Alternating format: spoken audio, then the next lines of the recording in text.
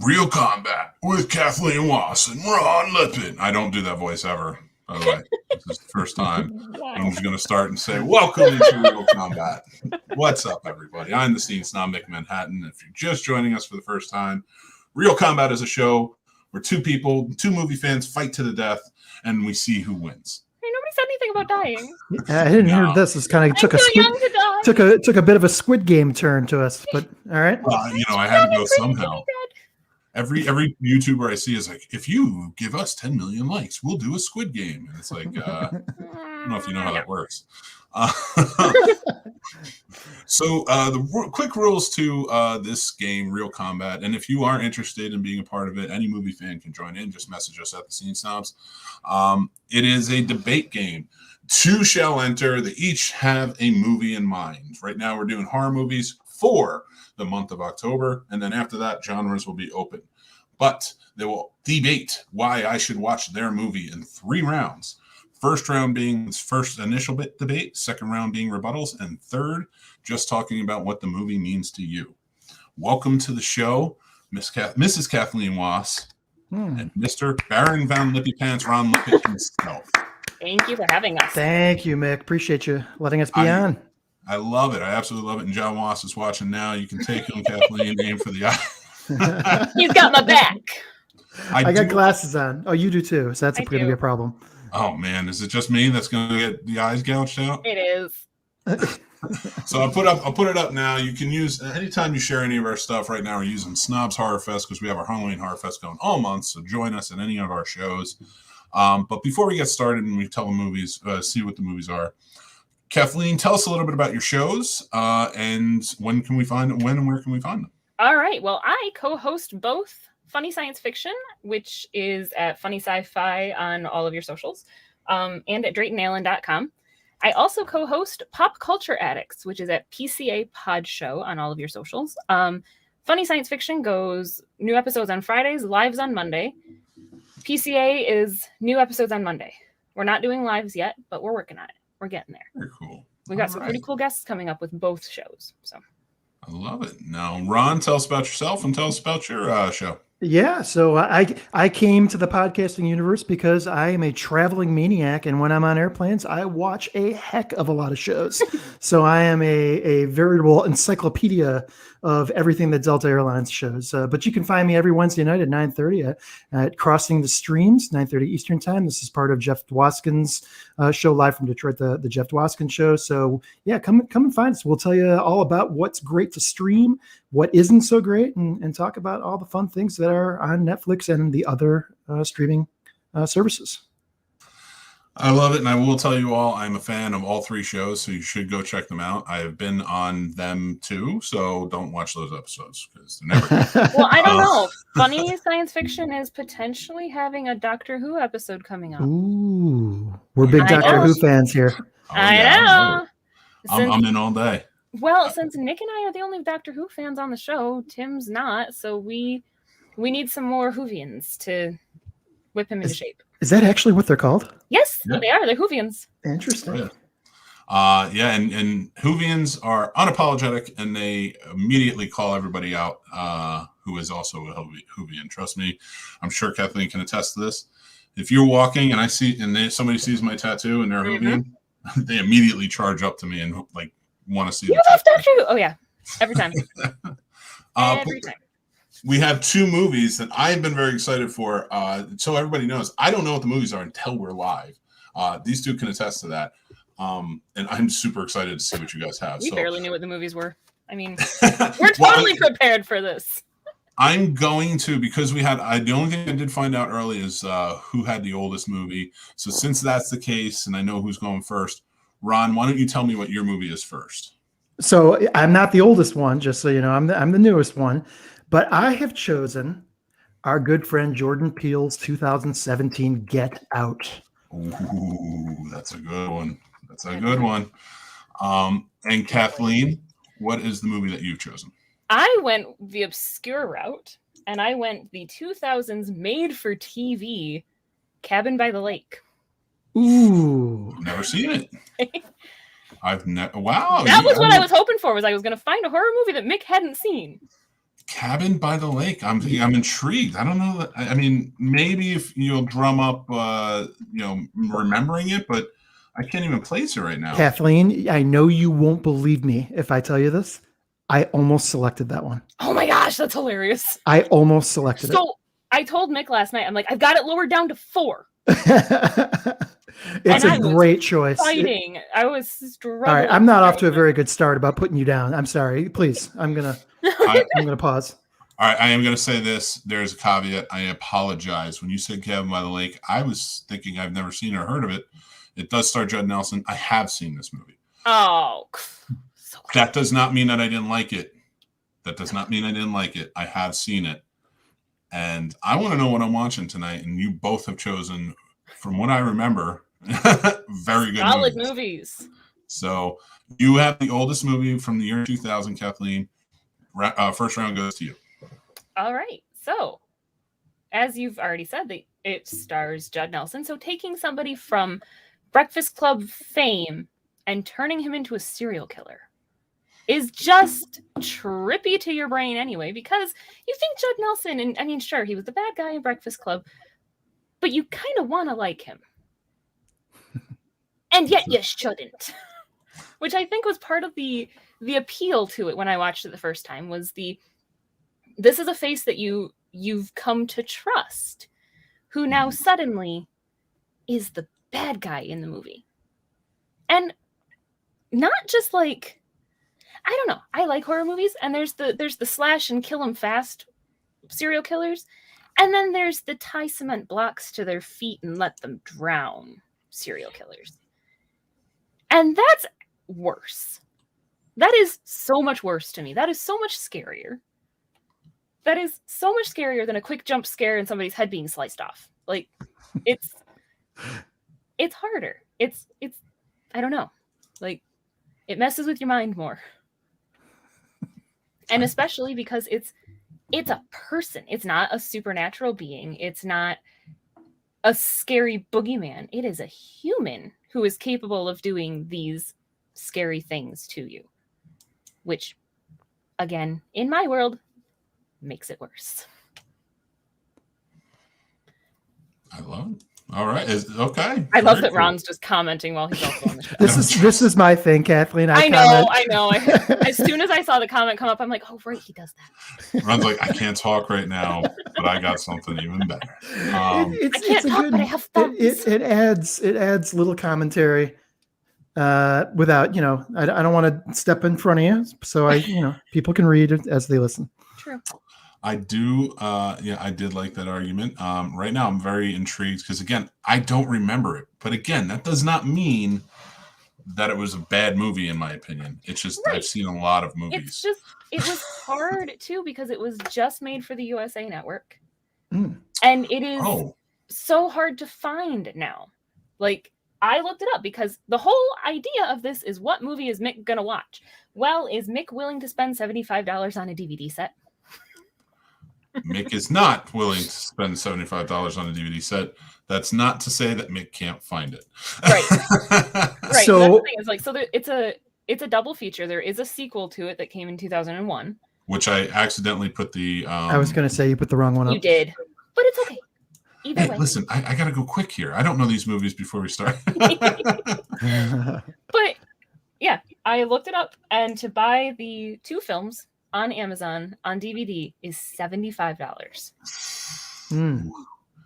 Well, you're not helping your case at the moment. I'm not at all. I'm pretty sure it's also on YouTube, but it might be like somebody taking a video of their TV screen.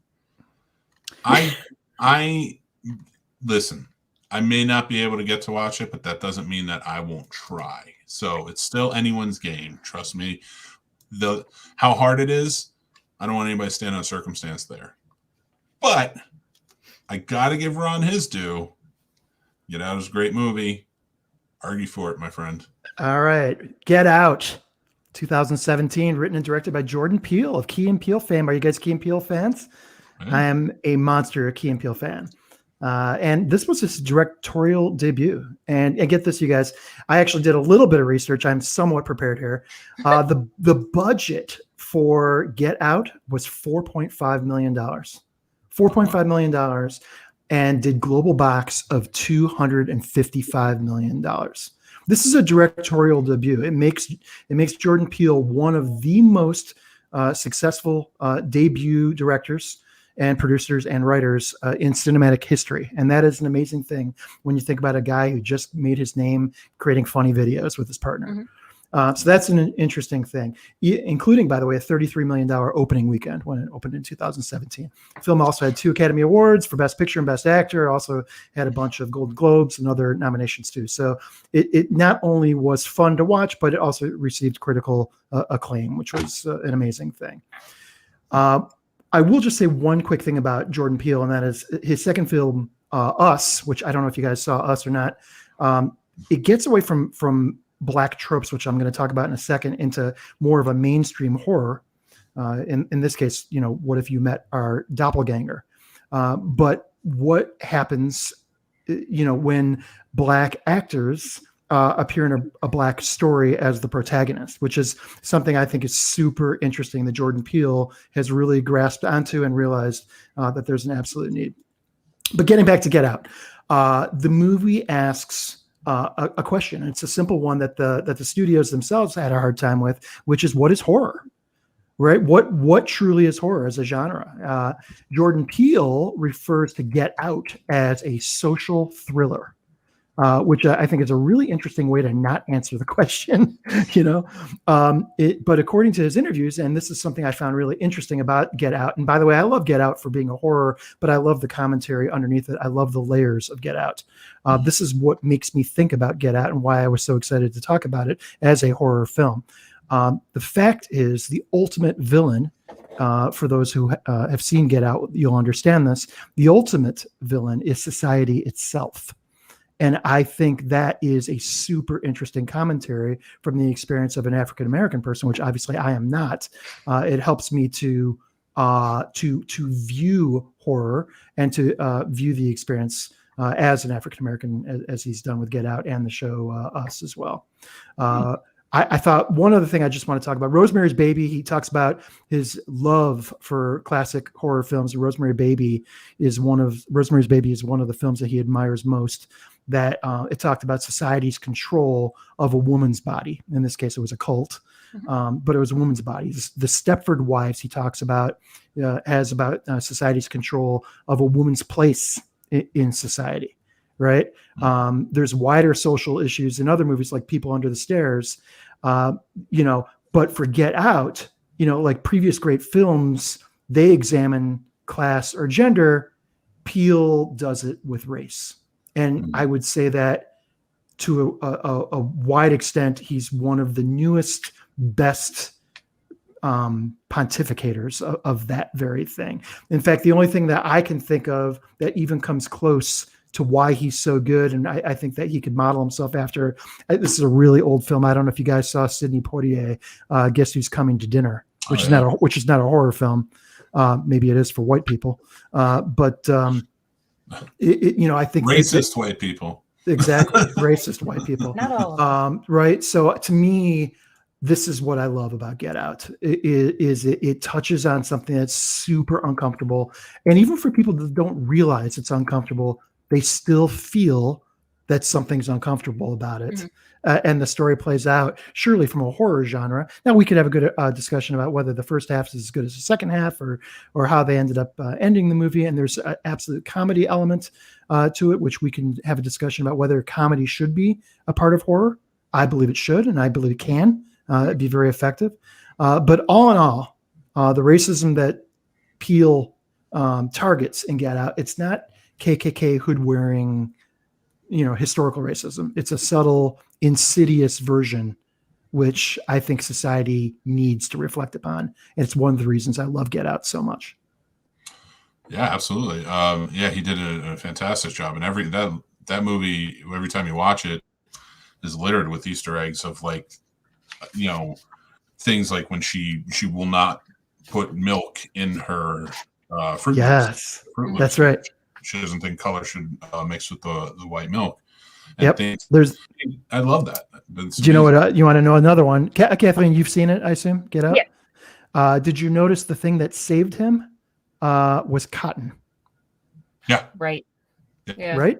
And I think that's a wonderful touch that they added that. And it's one thing that I really enjoyed that I picked up last time I watched it. And I see the photographs behind you is he only takes pictures in black and white. So all of his photography is black and white, and that was a big thing. That's how he wants the world to be, connected in some way. But it also represents how separate everything is. Like you see things in black and white. So I really enjoyed what Jordan Peele did with that. But it is hard to argue against John Bender. Just saying. Hey, I like that you guys both picked like thriller horror. It puts me in a good mood. This would be a really good, in my opinion, double feature, which is so weird that it seems like every show we've done so far, everybody and I swear nobody knows what each other's going to do or each other's going to pick. I didn't even know who I was up against until last night. So so like it seems like everybody, it kind of like matches really well, but there can be only one. So can I just say one other thing, that Judd Nelson, he's such an 80s icon, and just looking at him, no matter what decade it is, I just think of him in terms of the 80s. And there is a connection to Get Out because Bradley Whitford, who plays the father surgeon bad guy from Get Out, is such an 80s icon. He's done so many 80s movies. I have no doubt that Judd Nelson and Bradley Whitford know each other. I wouldn't be surprised if they've been in movies together. So absolutely. I love both these actors. I love both this cast and for everybody, but on both sides, because as I look up Cabin by the Lake, I remember more and more how good it was. But we're going to get into round 2, and this is where you guys are now at your rebuttals. And Kathleen, you're going to go. What do you have to say to that? He's got a solid pick. He really, really does. There's no denying that Ron has picked a solid choice because yes, the human nature aspect of the movie is what makes it so scary, which is the same thing that Cabin by the Lake has. It is that same human element that, so Stanley, the main character, Judd Nelson's character, is just a normal guy. He's just a regular screenwriter. He's the guy that you pass on the street without even taking a second look at, until he catches your eye and he sticks you in the back of his van. It's those are the scariest people, are the ones that you don't expect. You don't anticipate this 40-year-old white man to be a danger to you. And I agree that with Get Out, having that, the systemic racism, having that be the undertow pretty much of the movie is brilliant. And stupid trains. Sorry. I think the train agrees with you. I was going to say, I think the train's with you. Well, I just heard it start raining too, and I'm like, oh great, I left my window open that I can't reach. Oh well. And then the train. I should have thought about that. But it's not my neighbor's kids screaming tonight, so I don't care. It's fair. But no, Ron's got a solid choice. I think that mine is also a solid choice because it is less seen. It's less known. I think that actually makes it better. I like it. Ron, what's your rebuttal? Well, so listen, Cabin by the Lake, the fact that it wasn't a studio production, that it was, made for TV.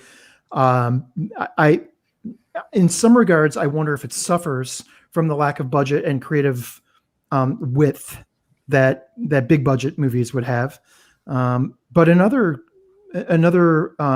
argument could be made the other way, saying that limitation, forces you to be a little bit more creative.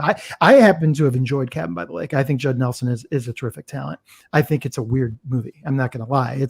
It's a weird, quirky. And for those of you who haven't seen this movie, there's some elements to, this guy, am I allowed to talk about it? Am I allowed to talk about, Sure.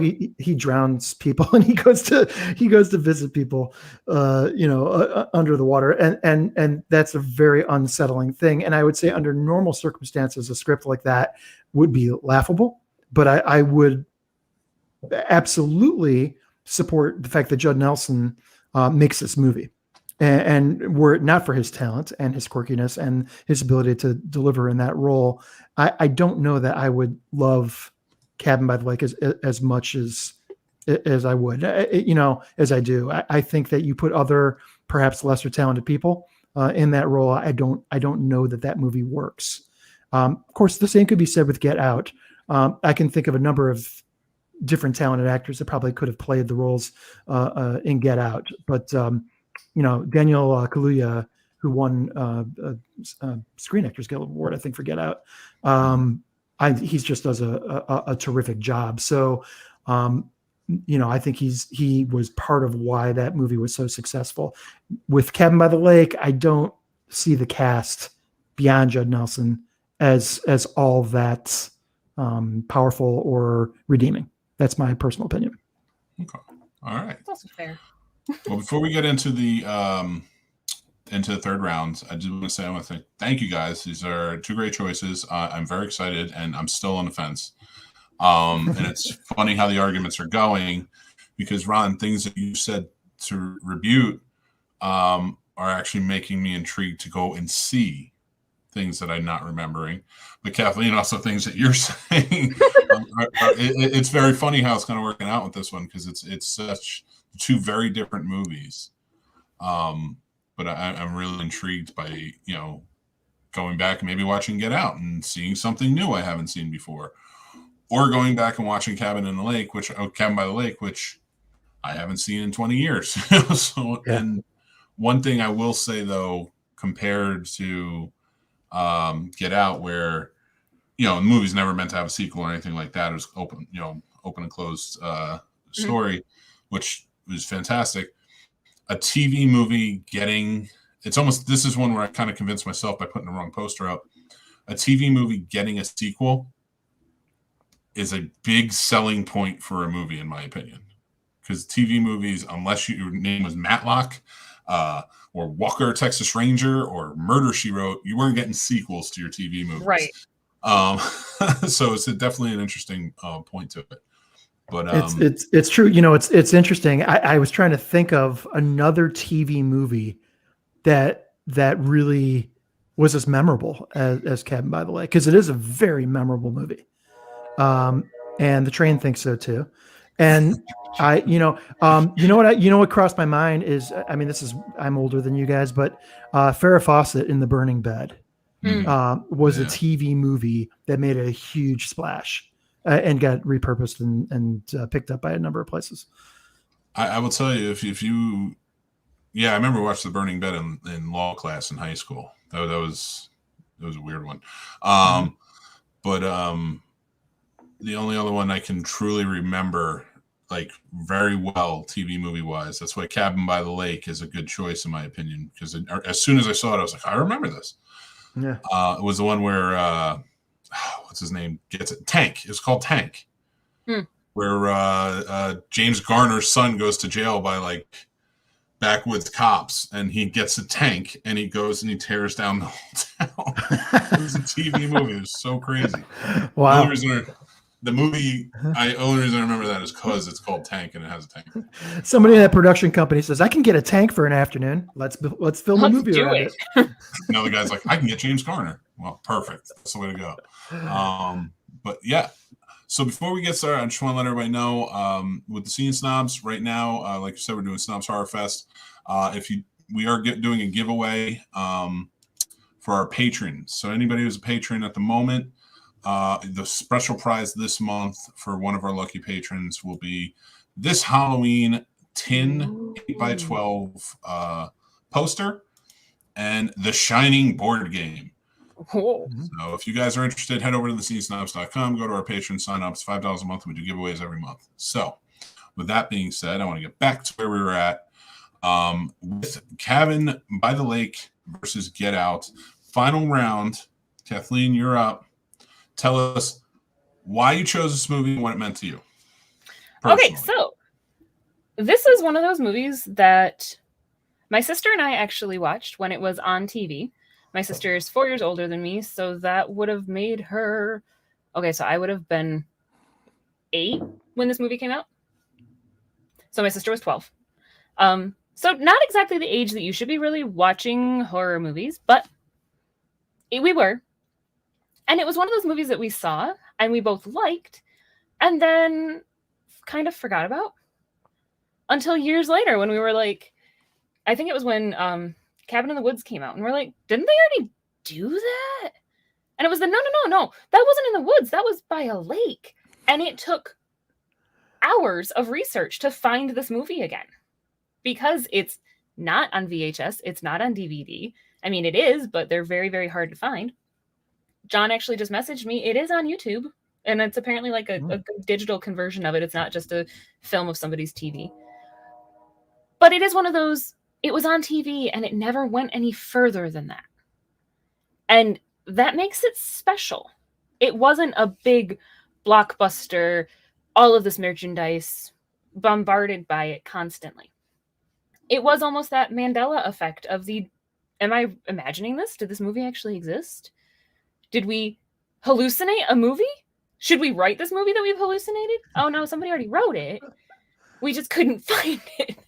But it is like one of those good childhood memories of watching a scary movie with my sister and being like absolutely terrified by it because he's kidnapping women and drowning women and we're gonna be those we could be those women, and that was really scary. That was really intimidating to a little kid with there could just be some random guy who sees you at the grocery store, decides that he wants to kidnap you and shoves you in the back of his van and drowns you in the middle of the lake. Like, that is very realistic. And to a developing mind, incredibly, I don't even know the words. Like, it's burned in there that's always a possibility. This could actually happen. A guy walking out of the lake with a machete, not so likely to happen. Still a good story, but not as likely to happen. You and I don't frequent the same lakes. I try to avoid the ones with the machete people. Although he's up on my coffee mug, so. Fair. Well, Ron, what does this movie mean to you, and why'd you choose it? Yeah. Listen, I love layered stories. I love stories that, upon first viewing, it feels good, the ride you've been on, but it compels you to look again, to see the different layers to it, to understand nuance. I'm adult. Sometimes it takes me a couple viewings before I pick up on things that I should have picked up the first time. This movie, I picked up immediately. Some of the commentary about who we are as a society and what this movie meant, all through the lens of what in my mind was a terrific telling of a classic horror tale of what kind of lies beneath what your instinct is telling you. And the whole concept of get out, if you remember, that was a line from one of the characters who had already been through this process and had been taken by this family. And all along, the protagonist's own instinct is whispering in his ear, get out, get out, get out. That as this thing starts to close in on him, he's realizing not just as the protagonist of someone who's mortally in danger, but also as an African-American. And the commentary all around that is just an amazing thing. The whole concept of society being the villain itself is something that really resonates with me. I am very involved in social causes right now in my personal life. And keep in mind, this is 2017. This is before George Floyd. This is before all the Black Lives Matter protests of recent memory, right? So the idea of understanding contextually the life of African Americans here in the United States and the feeling of how they are viewed and treated by society. This all was before those elements, which I think gives it even more authenticity. I think about Get Out all the time, and I look forward to anything Jordan Peele's doing. I think he is a super smart, super talented guy, and I couldn't say enough good things about the story. The only negative thing I can really think about is I wish the escape was more rooted in the commentary than just grabbing a deer off a wall and killing somebody, and you know, and getting out that way. I wish that he stuck a little more to the line to the very end, but it didn't diminish the overall impact for me. And I just love this movie, and I have since the moment it came out. I think the one thing that I really enjoyed about that though was the deer on the wall, the metaphor behind that I've read up on, and things like he killed them with the very thing that they felt they had control over. You know, like even when she hit the deer, like she didn't care. You know, he cared. He was like, he's watching this thing suffer. She didn't care. She's like, whatever. What do you want is, you know, and he kills them with the thing that they always felt they had control over, and they can. It's fair, and I think it would have been I think it would have been cheap if he had, you know, hung the bad guy with a noose or had whipped him to death or something like I think that would have been that would be too far the other way. But it would have been I would have enjoyed something that I think would have kept the racial vibe to it. I didn't pick up about the deer. That's interesting. That's but that's a good point. And it's did you see the deleted scene for the ending, the deleted ending? I didn't. I didn't. Where he actually ends up in jail. Oh, yes. I heard about this. I never saw it, but I did hear about that. Yeah. It's on YouTube. Check it out. It's really a hard scene to watch, but like for him, he feels like now he's actually safer in jail now than he is on the outside. Yeah. It's very crazy how it all plays out. I actually do like the happier ending where he gets away with his friend, personally. But I agree. Yeah, that's it is a hard but wonderful movie. Cabin by the Lake, I don't remember it that well is a thing, and I kind of dig that right now. That's my where my brain is at. And this is like the tough one because now it's like, what do I go with? I hate this part, whereas I'm supposed to pretend like, aha, I'm picking one and one will lose.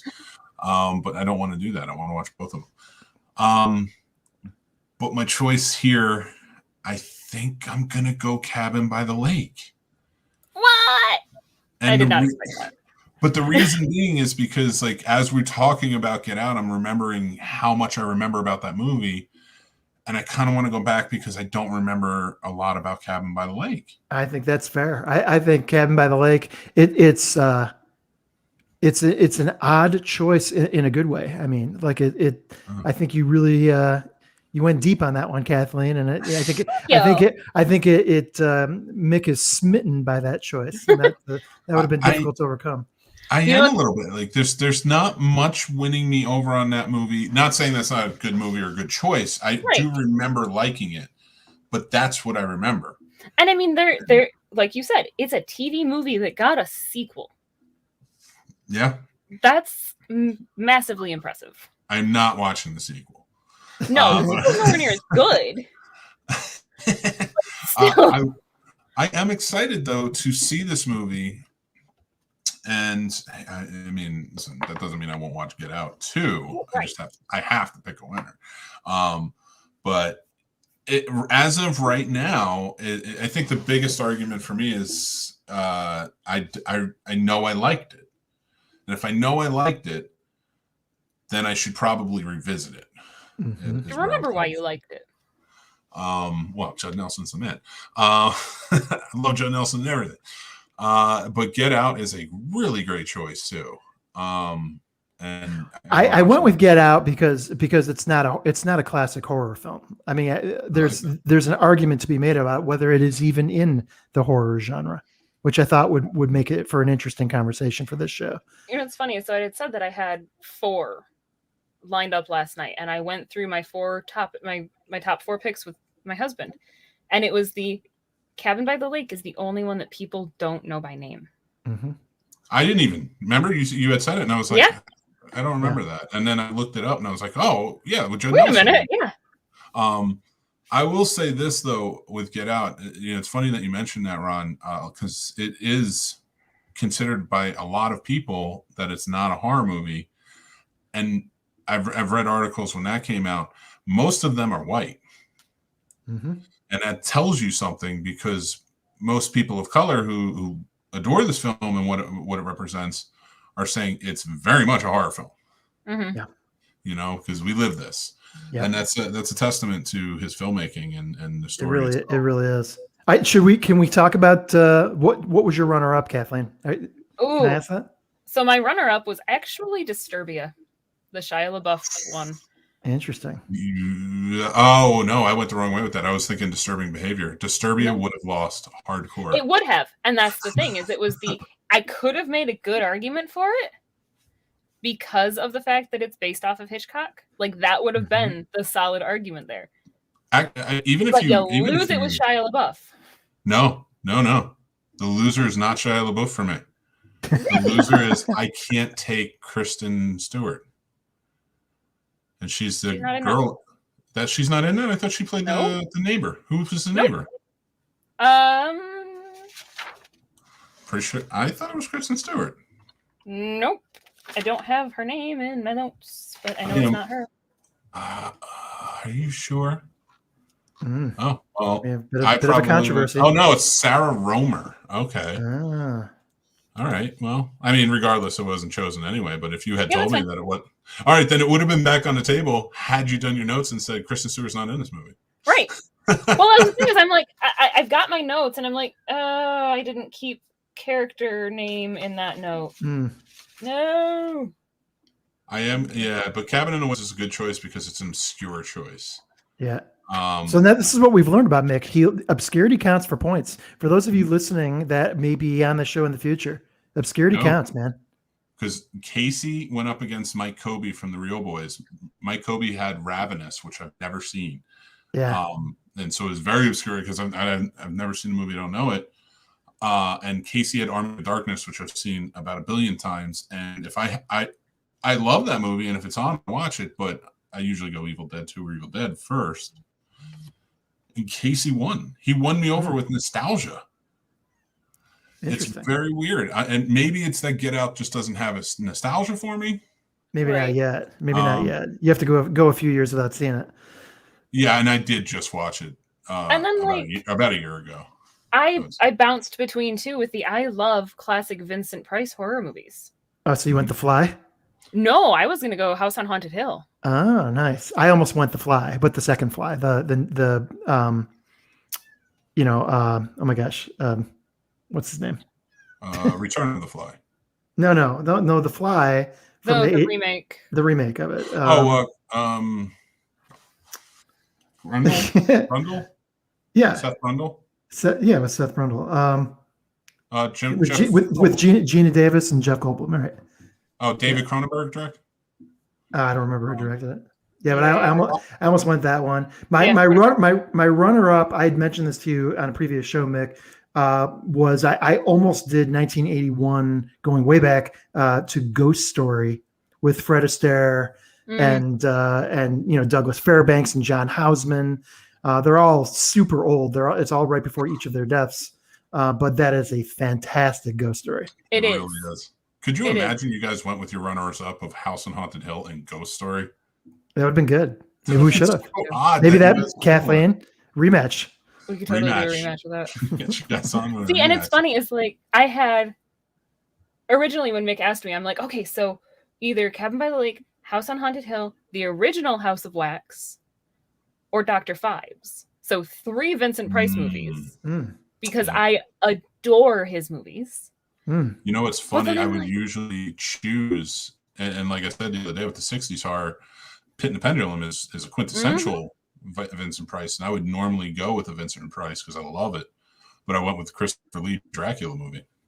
Oh, also really, really good. It was one I've never seen, Dracula's Risen from the Grave. So you never, it really is the argument because I don't want to say it's like something I would normally go with, like, because if we're being real, Get Out is one I would probably go with as like, I know I'm going to really enjoy this. Like Cabin by the Lake, I might watch and be like, I haven't seen this in 20 years. What is this? You know what sort of thing? 20 years ago, I liked this. Yeah, and it's so, but yeah, it was purely the argument, and sometimes people talk themselves out of their own movies. I don't think you did that here, Ron, but I mean, I've been on the show. I'm the youngest of 4. I'm used to having to make my argument to be heard. I'm the youngest of 4 as well, Kathleen. Right there with you. It works. Yes, it does. We're both coming into it strong with you're going to listen to me. These are fighting words, and I've got some loud siblings too, so it's tough. Can I just point out Mick ruined my night about 4 nights ago. Oh. Why? You don't remember? No, what I do? No, so I'm like, Mick, what scary movie should I watch with my daughter? Oh, The Conjuring, yeah. Yeah, and he's like, just watch The Conjuring. That's a good one. And I'm like, yeah, that sounds good. Fast forward 90 minutes. You bastard! You hated it? No, that movie wigged me out. Okay, good. Freaking doll. I don't like movies about dolls. I don't like anything. I don't like the Chucky. I don't like Chucky. I don't like anything. And can I just tell you as a side note, my wife and I went to Key West about 10 years ago. They have Chucky's a real doll. Did you know? Chucky, the story of Chucky is real. Yeah, and that doll moves around. It's seriously if you believe this kind of stuff, it really does move this thing. It moves from room to room to room, and they have this thing in a museum in Key West, and it's famous. The Annabelle doll too is a real doll. Yeah, that's still in the Warren Museum up in New York. Yeah, we should go on a doll hunt and just find all these dolls that move around the place. No, I stop at dolls. I'm not doing that. See, I don't like dolls. My best friend growing up had porcelain dolls up on a shelf in her room, and I could not sleep in her bedroom. I hated those things. Well, then I have the movie for you two tonight. What is it? You guys should, and it's a James Wan movie that I love, and I might talk myself out of Cabin by the Lake just to watch this because I love it so much. It's Dead Silence from 2006. Just watch the trailer. If you want a scary movie, you two will love it. You know what's funny is when you asked if I was a horror movie fan, and I'm like, yeah. And then I was thinking about it. I'm like, when was the last time I watched a horror movie? That's all I've watched this month. I have a 3-year-old. I have a 5 and a 9-year-old, and they're by the time my 3-year-old finally passes out, I'm done. I love horror. I always have loved horror, but I like the horror of a good story that scares me. I don't if it's jump scares and a bunch of CGI that doesn't interest me. Truthfully. And John's comment that Mick had put up earlier with the slasher films, and I point out the anatomical inaccuracies. I do. I can't stop it. I can't help it. I was in pre-med in college. I can't stop. Yeah. I wish I could. Yeah, I have some Marine buddies who can't shut up whenever war movies on. It's just like, that's not real. I don't care. I just want to watch. And it's funny is talking to John and trying to figure out which movie I was going to choose for tonight, and I'm like, I can't even remember the last time I watched a horror movie. And I was thinking about it, and I'm like, no, it was when I watched Pet Sematary when I was pregnant. That's a good book. All the Stephen King books. It's a great book. But it's a horrible idea to watch when you're pregnant. Legitimately, the creepy toddler coming back. No, bad idea. Yeah. Oh, that's a tough one. But yeah, I want to, you know what? I love it. Go watch Dead Silence, though. It's a great movie. I am going to watch Cabin by the Lake. Congratulations, Kathleen, on winning this one. Nice job, Kathleen. Good job. We will have you guys both back just to come back, whether it's as a rematch or just to hang out and do another one. Awesome. But we're also going to have a tournament of champions and a tournament of losers one day. And boy. Back to both. Oh, boy. So get excited. It's going to be a lot of fun. We got great times coming up. So everybody, make sure to check out this week's slate of shows. The Scene Snob podcast had special guest Frank Sabatella on the show. We discussed horror movies and everything in between. We also have Real Combat from tonight and Wednesday night. And my review for Halloween Kills will be up tomorrow night. So make sure to go check that out. Guys, do you want to plug anything before we go? PCA has an interview coming out on Monday that I'm actually super excited about. Nobody knows who he is. And you're welcome. It's actually a friend of mine from the Detroit-ish area, I think technically Linden.